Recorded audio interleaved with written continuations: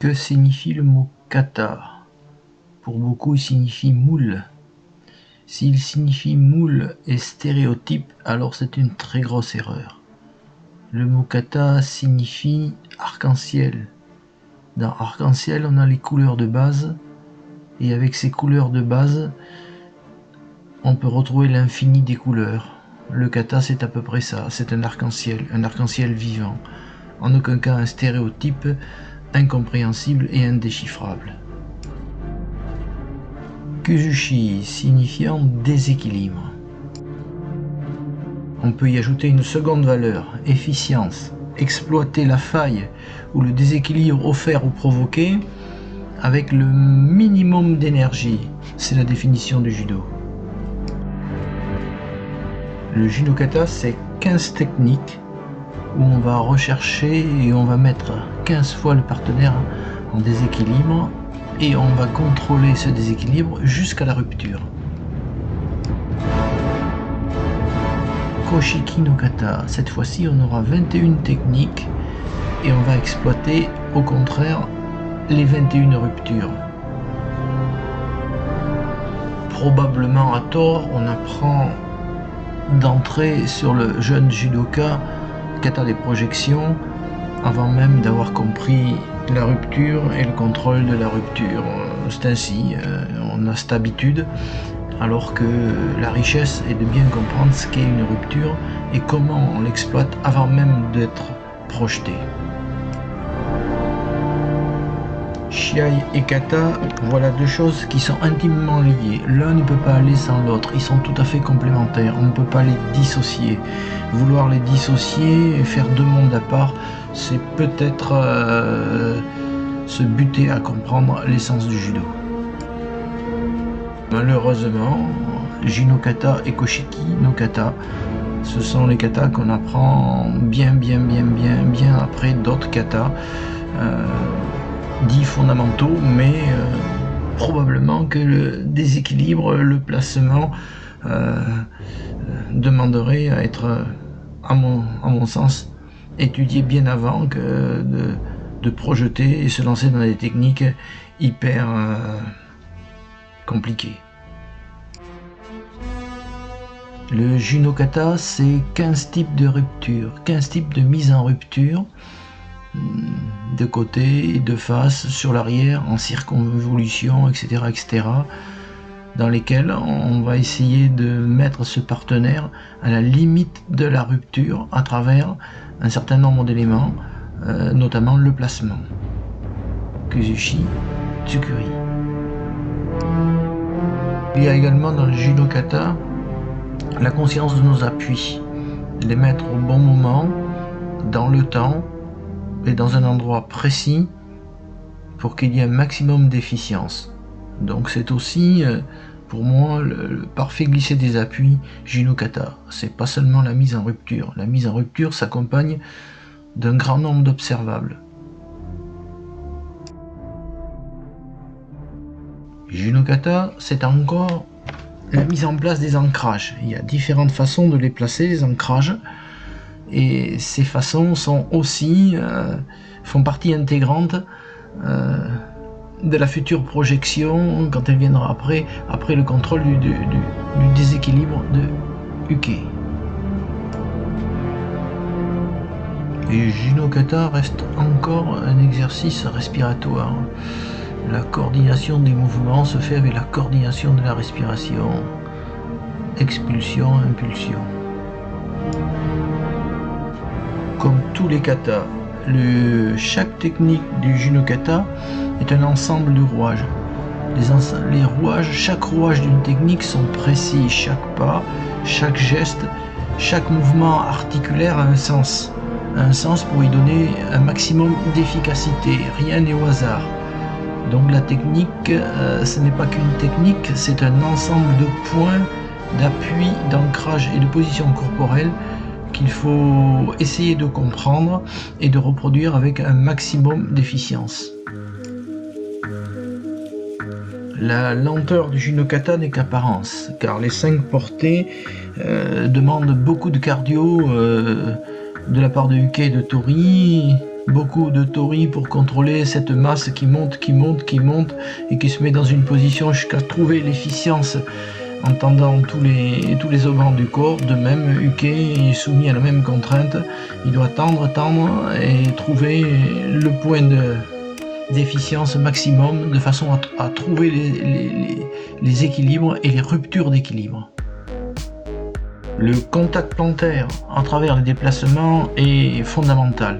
C'est une des richesses extraordinaires du judo, de ce sport, et qu'apporte le tatami. On y a sécurité,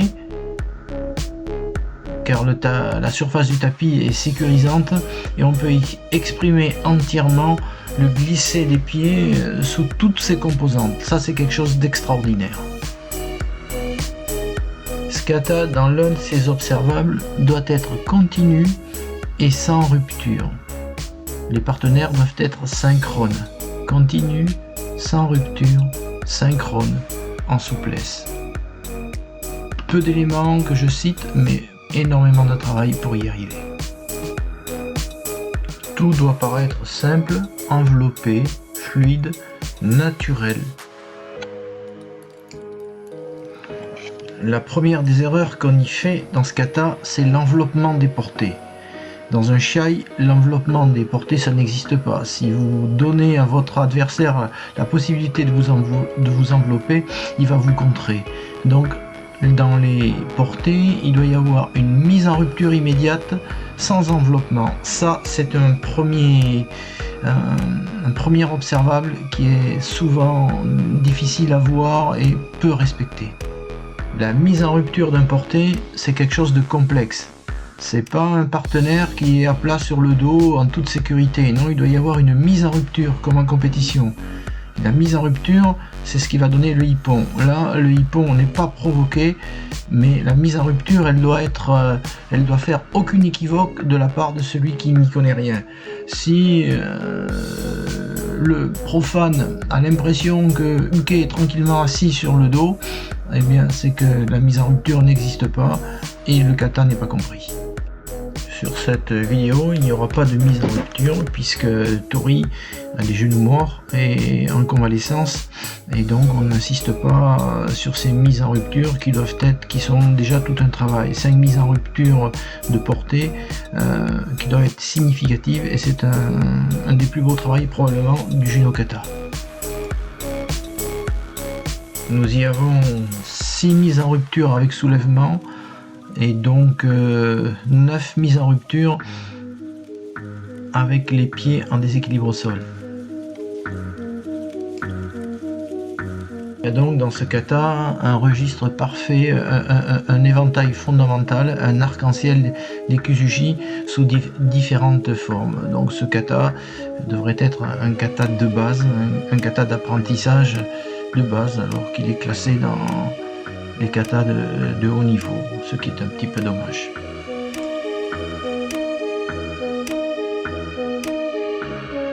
Comme dans un shiai, action-interaction. Et dans ce kata là, elles doivent être parfaitement visibles, parfaitement démontrées et parfaitement comprises. Toujours action et interaction permanente, dans une continuité et une fluidité de mouvement. Là, c'est encore un autre registre, mais le registre finalement du shiai, c'est toujours action, interaction et à un moment donné, point de faille. Donc dans ce kata là, on l'illustre encore parfaitement.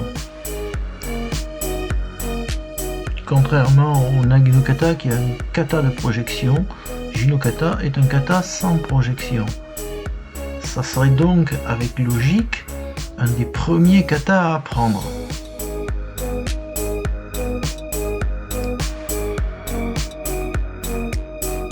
Bien sûr, comme dans de nombreux arts martiaux et notamment au Jiu-Jitsu, dans ce kata, il y a les notions de distance. On apercevra des lignes sur le tapis, elles nous servent à 2 katas, Juno et Koshiki, et les notions de distance et de placement par rapport à et par rapport au est très très importante. Donc ça apprend aussi ces notions de distance par rapport à l'environnement et à son partenaire. Ce kata est particulièrement placé sous le signe de la souplesse de la souplesse et de l'harmonie. L'harmonie, elle doit y être à tous les moments. C'est pas facile de mettre de l'artistique dans l'efficacité, mais l'artistique et l'efficacité, c'est comme le shiai et le kata, c'est deux choses qui sont inséparables. On peut pas les séparer. On peut pas être un artiste, ne pas être un artiste quand on arrive à un très très niveau de capacité de shiai. Kata, c'est pareil. Donc ils sont indissociables. On y retrouvera toujours les mêmes éléments, toujours les mêmes valeurs complémentaires. Comme dans tout art martial, la notion de posture est importante. Dans ce kata, on n'y échappera pas. Les postures sont faites avec lenteur, et plus c'est lent, plus c'est complexe, et plus la posture doit être posée, parce qu'à la moindre erreur, à la moindre tête qui baisse, au moindre doigt qui s'écarte, tout est visible. Donc la lenteur, c'est un piège terrible, et elle nous permet justement d'assimiler ce qui plus tard demandera en shiai beaucoup de rapidité. Donc ce kata là, il est encore très très formateur pour ça.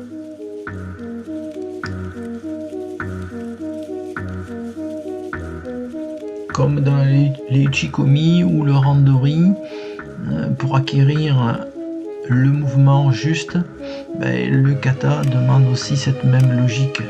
Beaucoup de répétitions, beaucoup de recherche, beaucoup de travail, beaucoup répéter pour espérer arriver à trouver la bonne forme et le mouvement juste.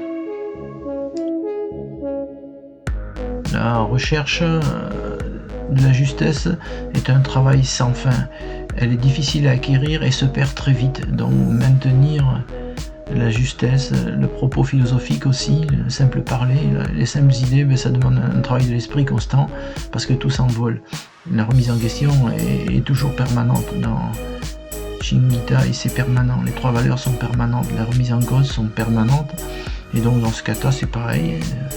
Il faut se travailler, sans cesse se remettre en cause pour essayer d'arriver aux objectifs. Comme dans la salle et dans la vie, on va y trouver la posture du salut. La posture du salut en dit très long sur le ou les judokas, leur attitude et le respect envers les choses et la culture dont ils ont acquis. Donc salut de fin, salut de début, placement, ça en dit très long sur le pendant et après du judoka. C'est donc quelque chose qui n'est jamais à négliger, qui est à prendre. Là aussi, il y a une codification, il y a des principes qui ont des signifiants et on ne peut pas faire un kata ou être un judoka sans montrer qu'on a compris ces signifiants. Donc ces signifiants, on doit les restituer et ils ont un sens et une histoire et il est important de la garder et de la redonner à travers le salut.